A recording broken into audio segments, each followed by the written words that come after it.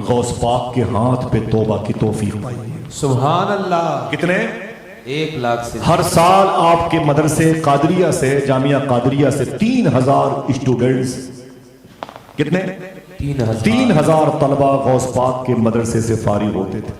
سبحان اللہ۔ زور سے نہیں بولا آپ نے؟ سبحان اللہ۔ 3,000 اسٹوڈنٹس غوث پاک کے مدرسے سے فارغ ہوتے تھے۔ یہ معلوم ہے کیا کرتے تھے؟ ان میں سے 50% طلبہ عالم ہو کر کے سلطان صلاح الدین ایوبی کی فوج میں بھرتی ہوتے تھے۔ وہی فوج تھی جس نے بیت المقدس کو فتح کیا تھا۔ سبحان اللہ۔ یہ عالموں کے کارنامے تھے۔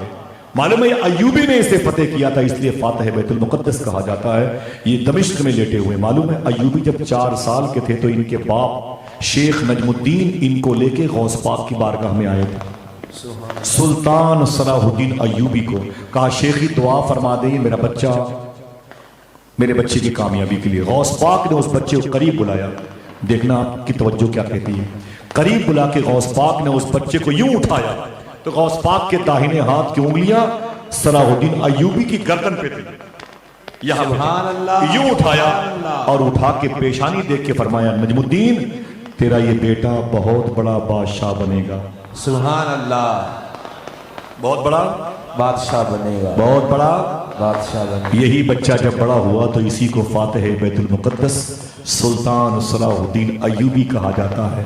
جب لوگوں نے ان سے کہا آج ہمارے گھروں میں سونے اور چاندی کی پلیٹیں آ گئی ہیں کھانا کھانے کے لیے، ان سے لوگوں نے کہا تھا حج کے دن شروع ہیں، اے سلطان آؤ حج کرنے کے لیے چلتے ہیں، تو آپ نے تکیہ اٹھا کے پیسے دیکھے تو رو کر کے کہا میرے پاس تو عمرہ کرنے کے لیے پیسے نہیں ہیں، حج کہاں سے کروں؟ اللہ اکبر۔ یہی سلطان صلاح الدین ایوبی ہیں، انتقال کے 2 ہفتے باقی تھے، اپنے گھر کی چٹائی پر لیٹے ہوئے تھے، ایک کمانڈر ان چیف آیا، اس نے سلام کیا اور آپ نے جواب دیا تو اس نے کہا اے سلطان کیا ہو رہا ہے؟ کہا موت کا انتظار کر رہا ہوں۔ اس نے کہا مجھے بڑی تکلیف ہو رہی ہے، اتنا بڑا بادشاہ اپنے گھر میں موت کا منتظر ہے۔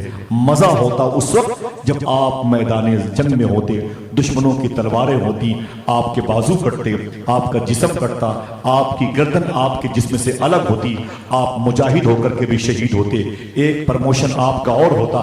یہ کیا طریقہ ہے کہ آپ بستر موت پر موت کا انتظار کر رہے ہیں؟ اتنا سننا تھا۔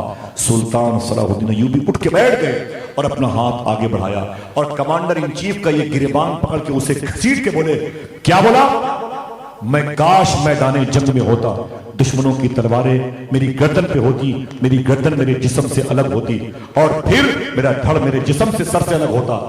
تو ایسا بولتا ہے سن ابھی زمین پر، دیکھنا کتنے لوگ سبحان اللہ کہتے ہیں، ابھی زمین پر ایسی کوئی تلوار نہیں بنی ہے جو ایوبی کی گردن کو اس کے جسم سے الگ کر سکے، اس لیے کہ اس کی گردن پر شیخ عبد القادر جیلانی کے انگلیوں کے نشان۔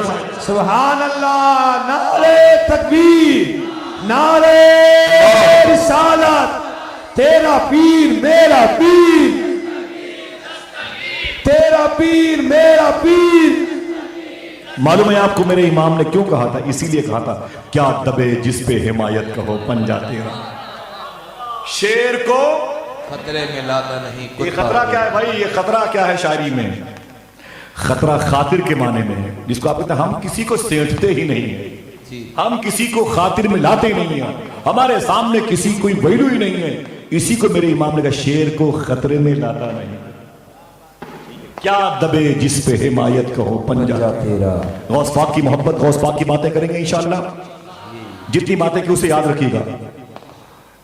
3,000 اسٹوڈنٹ